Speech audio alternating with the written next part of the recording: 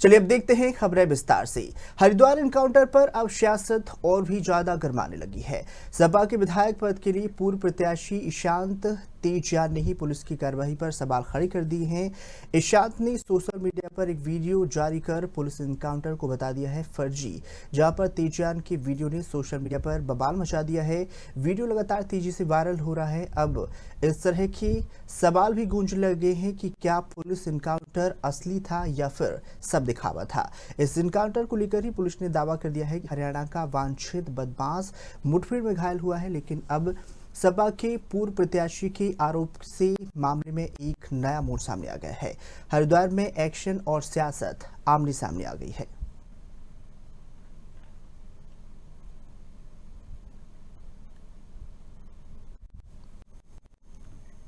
सभी भाइयों को जय श्री राम। हरिद्वार के अंदर आजकल बड़ा मुद्दा चल रहा है कि फर्जी इनकाउंटर। कुछ भी मामला पकड़ा जाए, छोटा चोर पकड़ा जाए, बड़ा चोर पकड़ा जाए।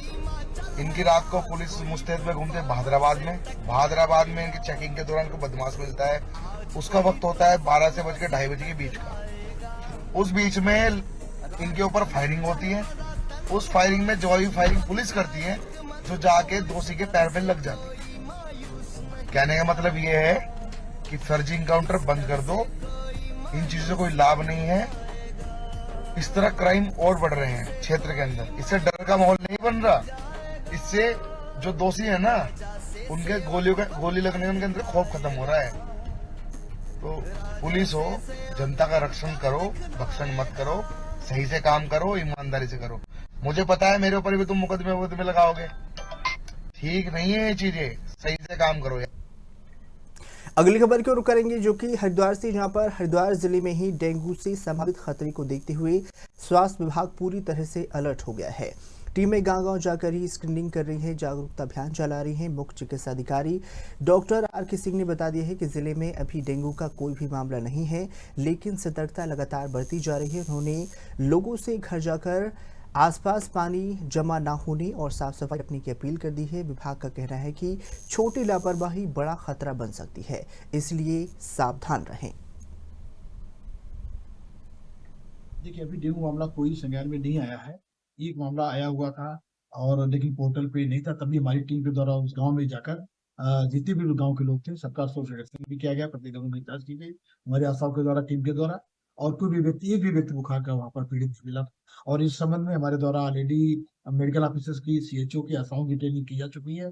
और जो भी जन जागरूकता संबंधी ऐसी मटेरियल हमारे पास उपलब्ध हो चुका है। जो दवाएं छिड़काव के लिए और रैपिड टेस्ट की, स्टेरिलाइजर की, तो ऑलरेडी हम लोगों को कैसे जागरूक को बचाव ही करना है। कहीं पानी जो है मैक्सिमम ज्यादा इकट्ठा ना होने दे, क्योंकि डेंगू का लार्वा जो है इसका अंडा साफ और रुके हुए पानी में होता है। यदि हम पानी को चेंज करते रहेंगे, कहीं भी आसपास कोई भी कप्स हो, कोई भी टूटा फूटा बर्तन हो, कोई कूलर हो, या कोई ऐसी जगह जहाँ पर पानी रुकने की संभावना हो, उसको आप हटाते रहेंगे। कभी नरसान ब्लॉक के ग्राम अकबरपुर में ही आज ग्राम प्रधानपति फरमान ने ही लगभग 20 साल से कब्जा की गई भूमि को कब्जा मुक्त करवाने की कामयाबी हासिल कर ली है। रोड की तहसील से पहुंचे नायब तहसीलदार की नेतृत्व में ही आज गन्ने के खेत में ही ट्रैक्टर और जेसीबी चलाकर खेत को समतल कर दिया है। बताना चाहेंगे, ग्राम प्रधान ने बता दिया है कि इस भूमि पर जल्द ही रांची उच्चतर माध्यमिक विद्यालय का निर्माण शुरू कर दिया जाएगा, जिससे आसपास के कई गांवों के लोगों को लाभ मिलेगा और इन गांवों के बच्चों को उच्च शिक्षा मिल सकेगी।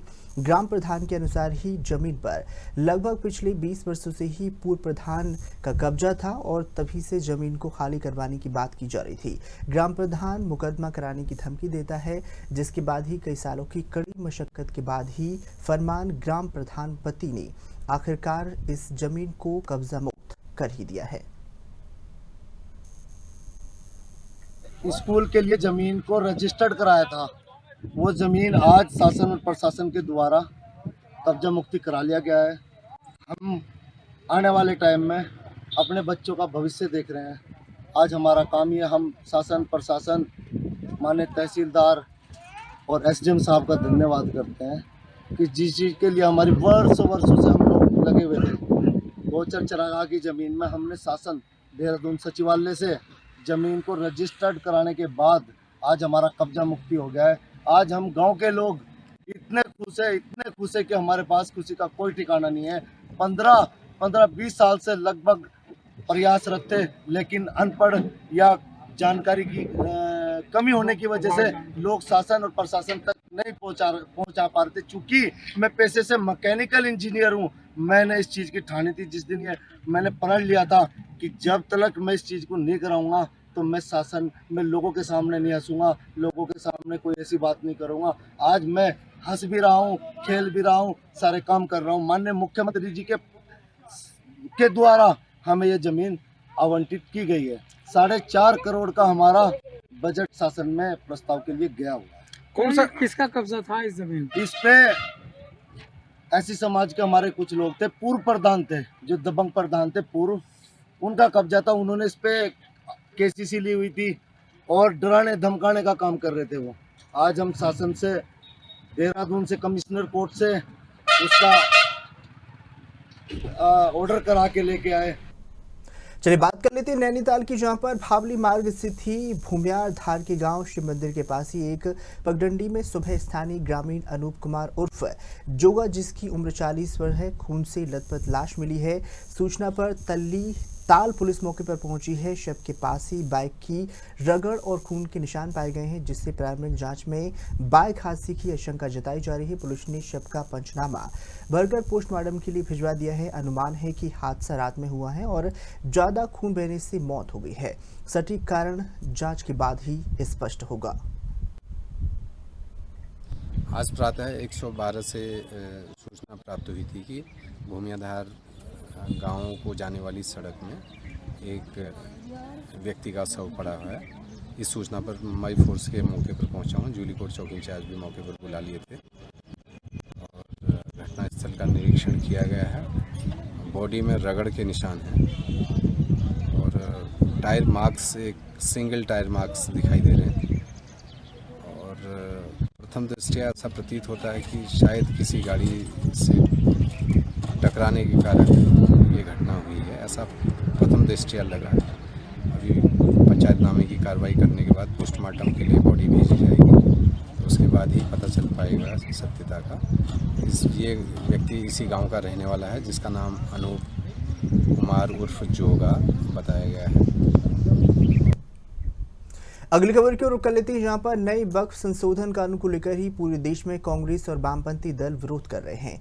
यहां एक और प्रदेश में भाजपा के कार्यकर्ता और नेता वक्फ संशोधन कानून को लेकर प्रदेश में 20 अप्रैल से लेकर ही 5 मई तक ही जन जागरण अभियान चला रही है, जिसके तहत ही भाजपा लोगों के बीच ही जाकर नए संशोधन की खूबियां बता रही हैं।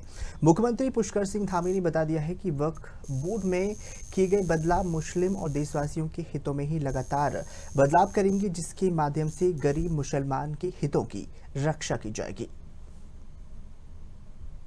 देश के हित में लाया गया, मुस्लिम समुदाय के हित में लाया गया, गरीब मुस्लिमों को आगे बढ़ाने के लिए लाया गया है। उन जमीनों का सही प्रकार से सदुपयोग हो, देश के विकास के काम में आए, गरीब लोगों के काम में आए। एक एक इंच जमीन जो अब देश के काम आएगी, उसकी बंदरबांट नहीं होगी, माफिया उस पर कब्जा नहीं कर पाएंगे, अपनी मनमर्जी से अपने चहेते लोगों को नहीं दी जाएगी। जो सरकार ने इस संशोधन बिल जो लेकर आई है, भारत और मुसलमानों के भी, आदरणीय मोदी जी के नेतृत्व में गरीब मुसलमानों के भी अच्छे दिन आएंगे।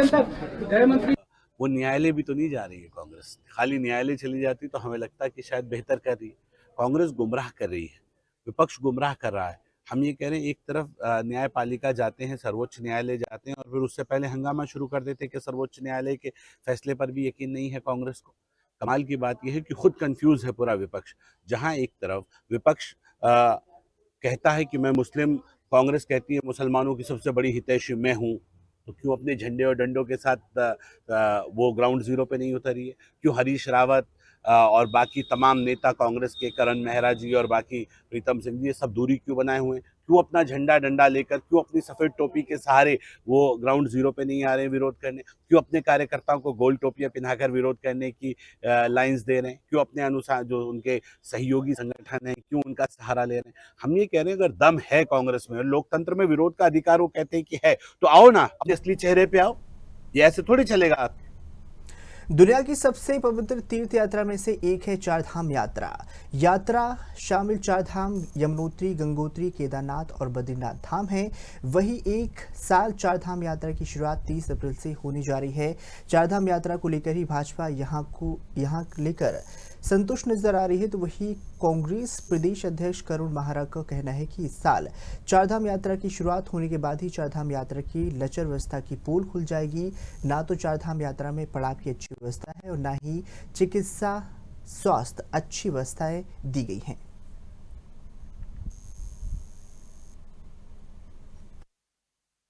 कोई व्यवस्था नहीं है, शुरू होने दीजिए, पता चल जाएगा।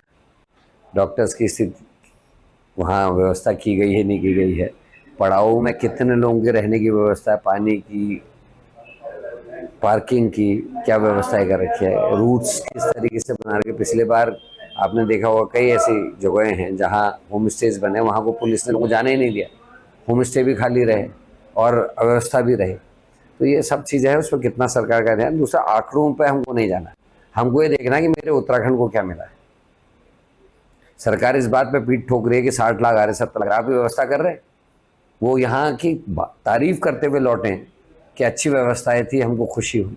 अगर आदमी निराश होकर परेशान होकर ये कहे आपके वीडियो के सामने, कैमरे के सामने कि साहब मैं तो 4 साल की मेहनत से कुछ पैसा बचा के आया था और 2 पड़ाव में ही मेरा पैसा खत्म हो गया, क्योंकि हम 1 दिन के हिसाब से आए थे, हमको 4-4 दिन एक पड़ाव में रुकना पड़ रहा है, तो वो आदमी नाराज होके जाता है, तो वो अपने यहाँ जाके भी वही बातें करता है। सरकार को कुछ ऐसे कदम उठा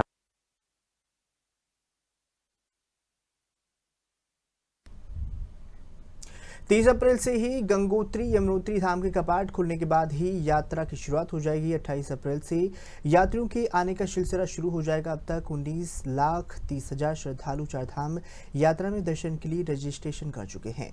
यहां पर ऑनलाइन आंकड़ा है 28 अप्रैल से ही हरिद्वार, ऋषिकेश, विकासनगर और हार्वर्ड पर ऑफलाइन काउंटर खोले जाएंगे, जिसमें ही इस बार चारधाम यात्रा में विदेशी नागरिक भी आने की संभावनाएं हो गई हैं और काफ़ी उत्साहित हैं। अब तक 17,000 से ज़्यादा विदेशी नागरिक भी यात्रा में पंजीकरण करा चुके हैं। इसमें America, Nepal, Malaysia, United kingdom समेत 103 देशों के नागरिक शामिल हैं। विदेशी यात्रियों के लिए केदारनाथ धाम के लिए 6100, बद्रीनाथ धाम के लिए 4800, यमुनोत्री गंगोत्री के लिए 2750 और गंगोत्री धाम के लिए 3150 श्रद्धालुओं ने पंजीकृत करवा लिया है। रजिस्ट्रेशन की संख्या बढ़ती देख गढ़वाल आयुक्त विनय शंकर पांडे ने चारधाम होटल एसोसिएशन के साथ ही महत्वपूर्ण बैठक की है, जिसके तहत ही यमुनोत्री के धाम बड़ाकोट, दोबाटा और गंगोत्री धाम के लिए हिना में ऑफलाइन पंजीकरण केंद्र खोले जाएंगे। इसके साथ ही केदारनाथ धाम के लिए गुप्तकाशी फाटा, बद्रीनाथ धाम के लिए गोचर में ऑफलाइन पंजीकरण केंद्र खोले जाएंगे।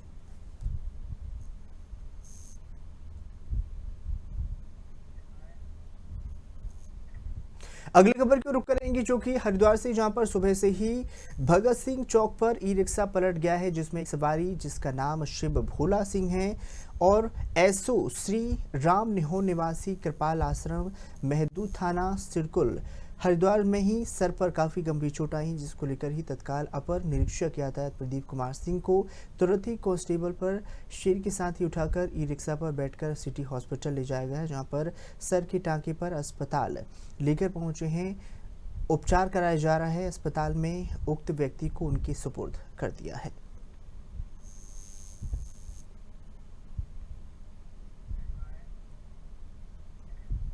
तीर्थ नगरी हरिद्वार, जहां पर पतित पावनी मां गंगा में लोग स्नान करते हैं, पुनर्जित करते हैं, तो वही मां गंगा में सुबह स्थानीय लोग द्वारा ही पुलिस को सूचना दी गई कि मात्र सदन पुलिया के पास ही एक व्यक्ति की लाश पड़ी मिली है। सूचना मिलने पर पुलिस टीम, स्थानीय लोगों ने लाश की नदी से निकाला है। मृतक की पहचान अभी तक नहीं हो पाई है।